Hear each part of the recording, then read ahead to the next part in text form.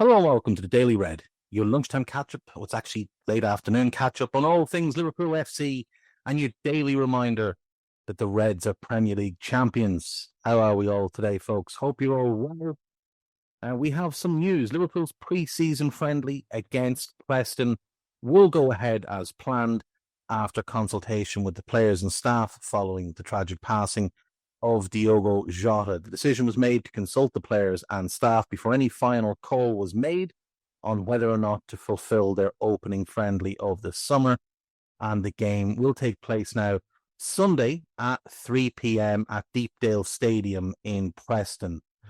It would have been completely understandable if a decision was made not to play the game, but it sounds like the players, the staff, they've made the decision that, you know what, life has to go on. Diogo would want life to go on. Diogo would want us to go out, put our best foot forward, and go and be the best version of ourselves. And that begins against Preston at the weekend. Mo Salah and Jeremy Frimpong were among the first players back in for pre-season. I believe certain players who attended the funeral and the services were given an extra day or two off, though most of the squad seems to be back in for pre-season. Andy Robertson, Connor Bradley, Joe Gomez, Wataru Endo, all back in.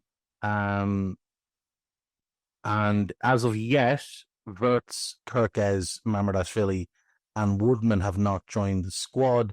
Neither has Armin Pesci or a couple of others. But in time, the whole lot will be back and they will start to cope together. And I think it could well galvanize them. I really do. I think they could use this as fuel for the season to come. Now, as I said today on a Scouted podcast I recorded with Carl, it's possible it goes the other way and maybe it becomes too much of an emotional thing, you know. And if it does, so be it. That's fine. But I really do think there's a strong chance this galvanizes this group. This is a group of strong-minded players. And I think they'll want to win 21 for number 20. Where else are we going? Let's see. Jordan Henderson has terminated his contract amid Premier League interest. Paul Joyce reporting the Premier League interest. I would imagine that Premier League interest comes from Sunderland, perhaps Burnley. When you look at the Premier League table, and you start to look at the teams involved in the Premier League this year, very, very hard to really find a place for him at this point in his career. You know, when he was leaving us, there was probably still 6 or 8 clubs in the league that he could have played for. But you look at it now, he's not good enough for Arsenal, not good enough for Villa. Could see him playing at Bournemouth. Don't know that they'd want him, though. Brentford, possibly. I mean, maybe. He wouldn't get in the team at Brighton. Burnley is definitely an option. Chelsea, not a hope. Not an absolute chance. No chance at Palace. He wouldn't go to Everton. Fulham, he almost went there once. I doubt it. Leeds is a possibility. Obviously, no chance for us or City. He wouldn't go to United. Wouldn't get in the team at Newcastle. Wouldn't get in the team at Forest. Sunderland definitely, I think, is the favourite in the clubhouse. He wouldn't get in the team at Spurs. Wouldn't get in the team at West Ham, and wouldn't get in the team at Wolves. And the thing is, Henderson is going to want to play. He's not going to want to go and be a squad player. So I do think you're looking at Sunderland, Leeds, Burnley, with an outside chance of Brentford or Bournemouth. But my guess is it's one of the newly promoted teams. Sunderland is just the one that makes all the sense. It's where he came through. It's where he's from. It makes a lot of sense. Diogo Jota mural underway outside Anfield as fans leave messages. So it's quite cool. There's been a wall which has been painted black with Forever 20 painted on it. And then fans are able to inscribe their own messages around that. We'll see what the final version turns out to be. Arne Slot, Andy Robertson, they left tributes to Diogo outside the stadium. The display of things that have been left is absolutely incredible. There's a great display outside of Molineux as well. Credit to the Wolves fans and the people of Wolverhampton. They've really gone above and beyond here as well. But the Andy Robertson tribute, somebody took a picture of it where he calls him Mac Jota, which is just brilliant. We've often joked about Diogo. Doesn't look like a Portuguese individual. Definitely looked more Scottish in Robbo's case. I would say Irish. Looks like a fella that might be from Clare. Played a bit of minor hurling, but was more interested in football, and was just, better than everybody else around him. Luis Diaz is not doing himself any favors in terms of the mood among Liverpool fans towards him. So obviously there's been some videos that have come out. There's one of him dancing. There's one of him talking about transfers. Now, it should be pointed out, this was not a party he was at. This was a football camp that he was at. But nonetheless, some of the stuff has not sat well with people. And now Pipe Sierra, considered the preeminent voice on Luis Diaz. He was the guy that broke the news that we were signing him. He's had every step of the way. And he has said Luis Diaz is going to tell Liverpool's management, either renew my contract or let me leave, because I have an offer from Bayern and I have an offer from Barcelona. He wants to stay if they renew his contract. He wants to improve his terms, but if they don't renew, he wants to be allowed to go. And I would say sell. If he doesn't want to be at the club, sell. And I don't think you should renew him given his age. I just wouldn't be renewing him.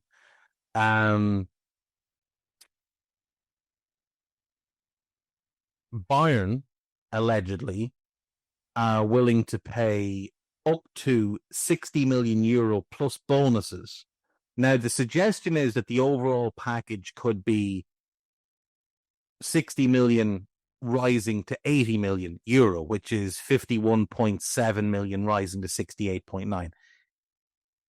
If they can meet us in the middle on that and maybe bring it up to, say, 70 million rising to 80, I think that's a deal we would do. So we're getting in and around the 60 million pounds up front, rising to just under 70. I definitely think we'd do that deal. He does have interest from Bayern. He does have interest from Barca. I think we should sell. I think, Florian Wirtz comes in. I think he should play off the left. We can invest that money maybe into a young winger and maybe someone like Malik Fofana, someone for the future, and then potentially into, as cold as it may sound, a Diogo Jota replacement in the squad.